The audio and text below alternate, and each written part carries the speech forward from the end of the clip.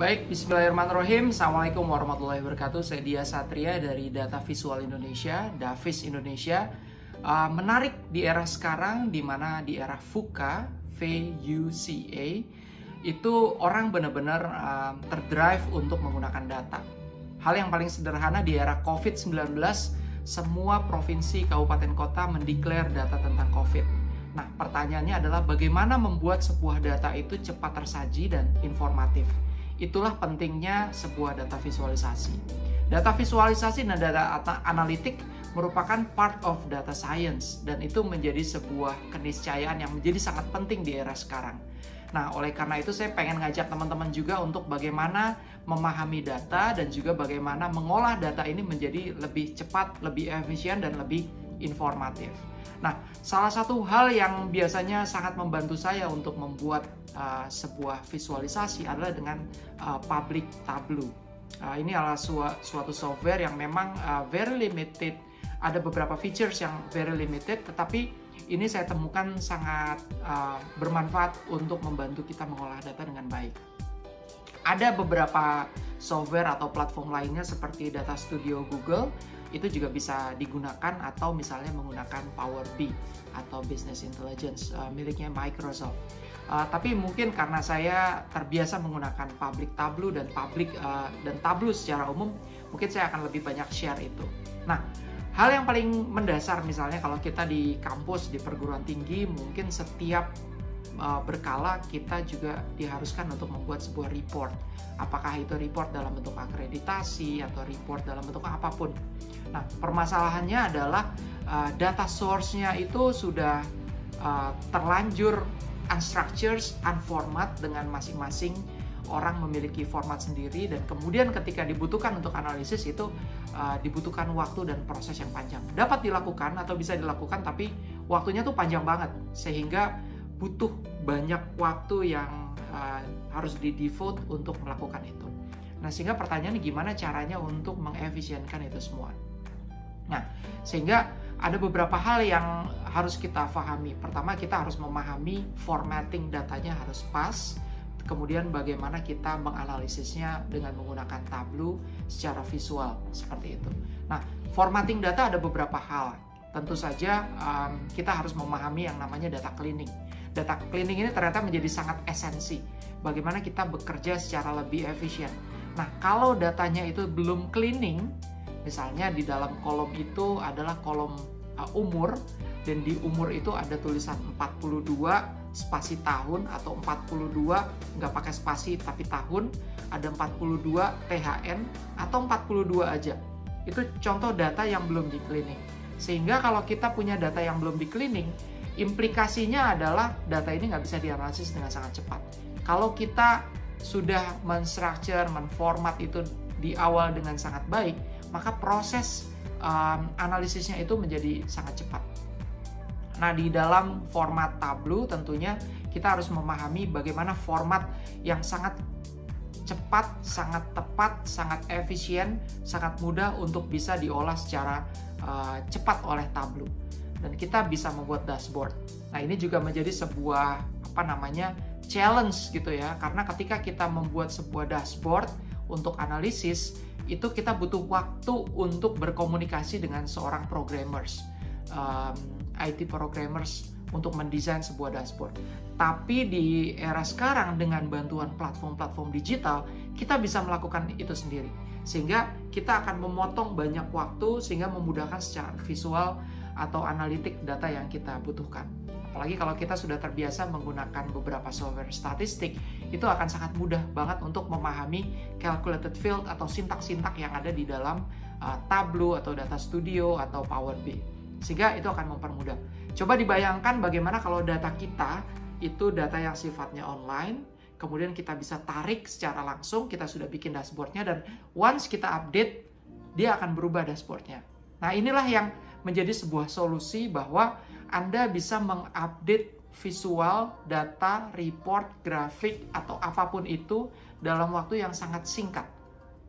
Inilah menjadi sebuah kebutuhan di era data driven. Jadi kita harus menyajikan data dengan sangat cepat. Yang paling sederhana adalah data source kita strukturnya sudah bagus, sudah baik, bisa dikenali oleh Tableau dengan formatting yang tepat. Biasanya kalau teman-teman menganalisis data-data statistik, biasanya sudah paham bagaimana mengimpor data Excel langsung ke Stata, mengimpor data Excel langsung ke eViews. Itu formattingnya sudah benar. Bagaimana mengimpor data panel ke dalam sebuah software. Hampir sama dengan Tableau, ketika formattingnya sudah benar, maka analisisnya akan sangat mudah banget. Dan itu sangat efisien bisa dilakukan.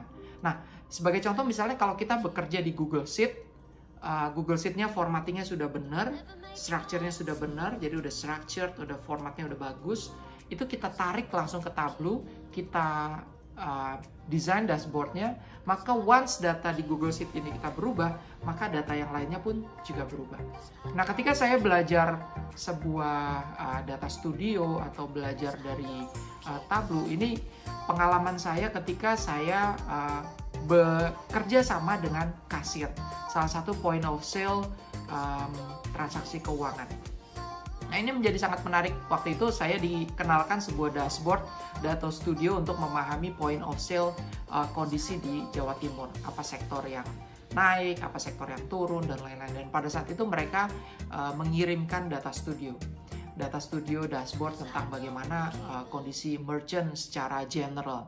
Bukan individu tapi summary, karena ada masalah privacy dan lain-lain.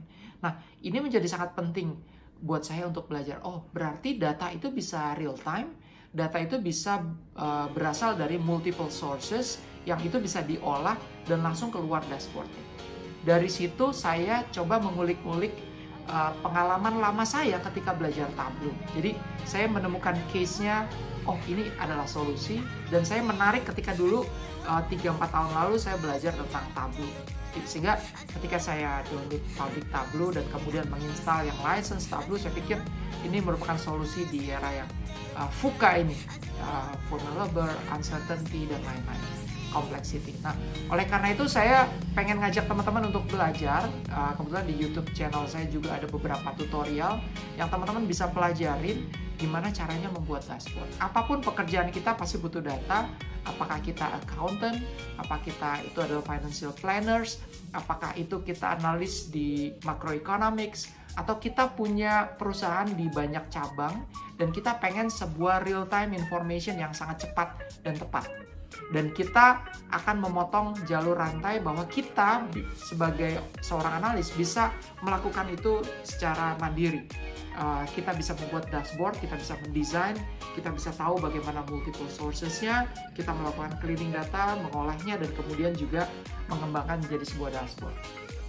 Perguruan tinggi, pemerintah, semua saya lihat butuh dalam konteks data analytics yang sangat cepat. Dan itu bukan sebuah hal yang sangat complicated. Kalau kita suka dengan data, itu hal yang sangat menarik dan itu saya kembangkan. Misalnya sebagai contoh, Kementerian Keuangan misalnya membutuhkan data setiap hari tentang bagaimana perkembangan saham, perkembangan bonds, perkembangan indikator-indikator suku bunga, dan lain-lain. Nah, pertanyaannya adalah bagaimana membuat report itu menjadi sangat cepat dalam waktu yang sangat singkat. Dan kalau bisa tinggal klik update, data source-nya berubah, maka dashboard-nya berubah.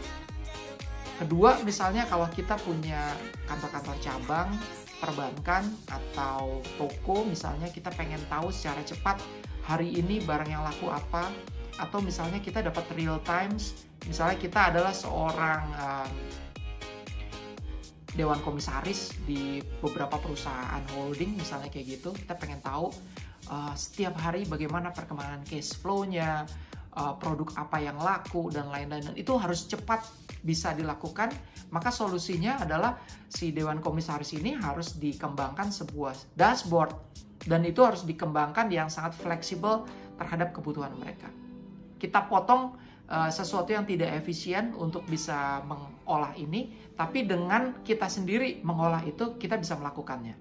Nah, jadi ini menjadi sebuah solusi. Jadi ketika kita sudah data driven, maka kebijakan yang kita tangkap pun akan sangat spesifik, sangat efisien. Di COVID-19 misalnya, ketika kita punya data driven yang sangat baik, kita bisa benar-benar melakukan treatment terhadap pasien dengan tepat. Isolasi mandiri ada di desa mana aja atau di kelurahan mana saja, yang PDP ada di mana saja, umurnya berapa, sudah melakukan swab apa belum, dan lain-lain, kontak dan lain. Sehingga untuk kebutuhan tracing, treatment, dan lain-lain itu akan menjadi sangat cepat. Memang tidak semua leaders atau pimpinan aware dengan data, tetapi ketika mereka aware dengan data, mereka akan benar-benar bisa mengambil sebuah kebijakan atau keputusan yang memang dapat dipertanggungjawabkan. Nah, ini menjadi sebuah challenge di era sekarang bahwa orang harus aware dengan data. Intuisi boleh, tetapi ketika intuisi ini di-drive juga dengan data yang sangat tepat, sangat real time, sangat cepat, maka pengambilan kebijakannya pun akan juga sangat tepat. Memang mendesain sebuah dashboard membutuhkan sebuah skills, tidak hanya skills tentang statistik, tapi juga skills tentang art. Bagaimana coloringnya yang tepat, layoutingnya yang tepat, key message yang tepat, itu menjadi sangat penting untuk bisa dikembangkan dalam pengembangan dashboard. Nah, misalnya Bank Sentral punya dashboard, Kementerian Keuangan punya dashboard, perguruan tinggi punya dashboard, unit-unit di fakultas punya dashboard, itu akan sangat cepat mempermudah.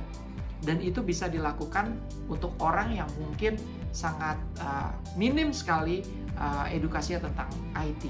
Karena business intelligence ini, B ini, seperti Power BI atau Tableau atau Data Studio ini memang dikembangkan untuk orang-orang yang tidak punya background IT, tapi mereka sangat butuh terhadap data. Bahkan data Google AdSense, YouTube, BigQuery, dan lain-lain itu bisa diolah secara lebih sederhana dengan menggunakan platform-platform digital ini.